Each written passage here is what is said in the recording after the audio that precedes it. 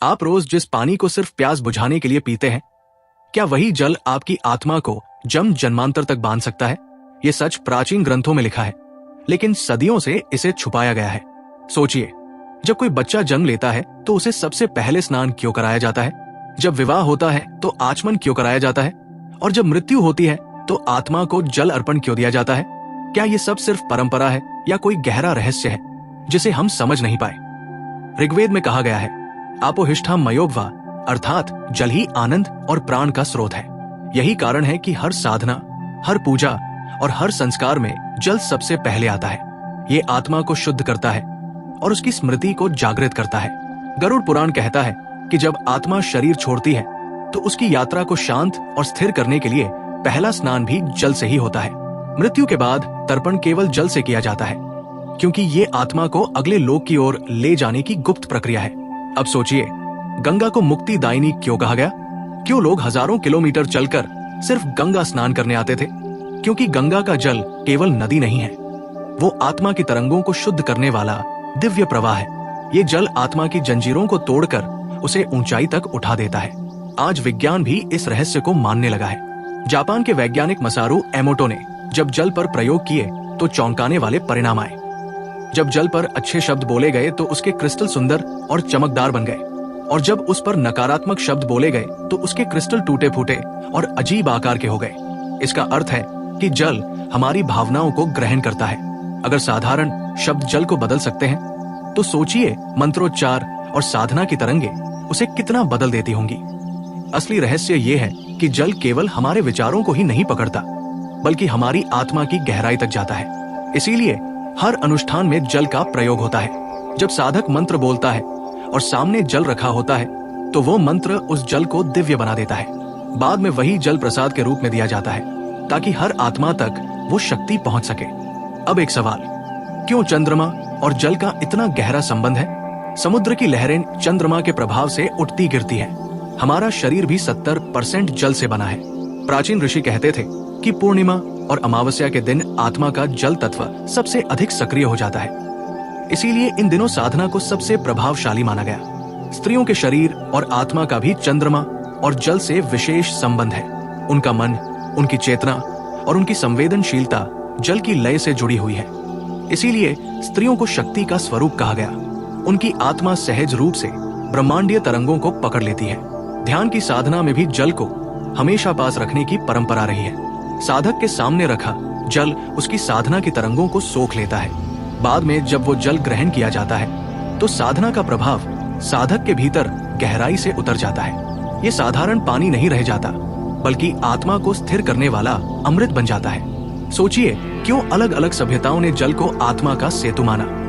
ईसाई धर्म में बपतिस्मा जल से होता है, इस्लाम में वजूद जल से होता है, हिंदू धर्म में स्नान और आचमन जल से होता है, बौद्ध परंपरा में भी जल अर्पण किया जाता है। इतनी अलग संस्कृतियां पर एक ही रहस्य।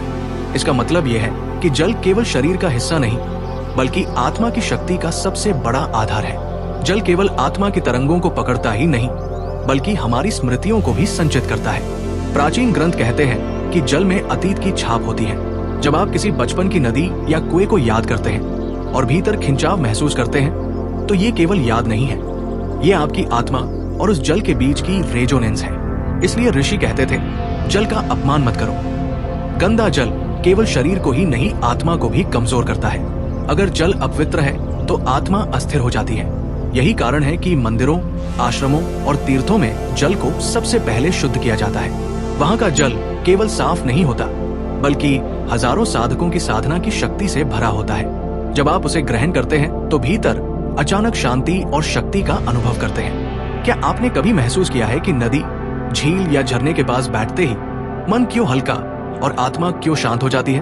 क्योंकि वहाँ का जल आपकी नकारात्मक ऊर्जा को अपने भीतर खींच लेता है और आपकी आत्मा को हल्का कर देता है। यही कारण है कि संत, कवि और साधक अक्सर जल के पास बैठकर ध्यान और लेखन करते थे। जल हमारी आत्मा से जुड़ता कैसे है? उत्तर छुपा है उसकी स्मृति और उसकी ग्रहण करने की क्षमता में। आधुनिक विज्ञान भी मानता है कि जल वाइब्रेशंस को पकड़ सकता है। आप उस पर जैसा भाव डालेंगे, जल वैसा ही बन जाएगा। अगर आप प्रार्थना करके जल ग्रहण करेंगे तो वो आपको ऊंचाई देगा, लेकिन अगर आप क्रोध या नकारात्मकता में जल पिएंगे तो वही जल आपकी आत्मा को नीचे खींच लेगा। इसीलिए हमारे पूर्वज कहते थे, जल पीने से पहले मंत्र बोलो। ये केवल धार्मिक रिवाज नहीं था, बल्कि एक गहरा वैज्ञानिक और आध्यात्मिक नियम था। जब आप ओम अपो ज्योति रसो अमृतम ब्रह्मा जैसे वैदिक मंत्र बोलते हैं, तो वो ध्वनि कंपन जल को दिव्य बना देती है। फिर वो जल केवल प्यास नहीं बुझाता, बल्कि आपकी आत्मा की शक्ति को भी बढ़ाता है। चंद्रमा और जल का संबंध हमारी आत्मा तक कैसे पहुंचता है? समुद्र की लहरें चंद्रमा के हिसाब से उठती और गिरती हैं। ठीक उसी तरह हमारे भीतर का जल भी चंद्रमा की स्थिति से प्रभावित होता है।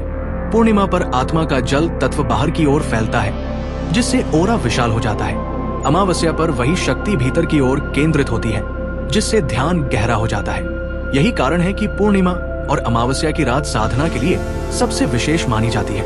प्राचीन साधक हमेशा नदियों और तालाबों के पास आश्रम बनाते थे, क्योंकि वे जानते थे कि बहता हुआ जल साधना की शक्ति को कई गुना बढ़ा देता है। जब आप नदी या झील के किनारे बैठकर ध्यान करते हैं, तो वो जल आपकी नकारात्मकता को खींच लेता है और आपकी आत्मा को हल्का कर देता है। देवी देवताओं के स्वरूप में भी जल का गहरा प्रतीक है।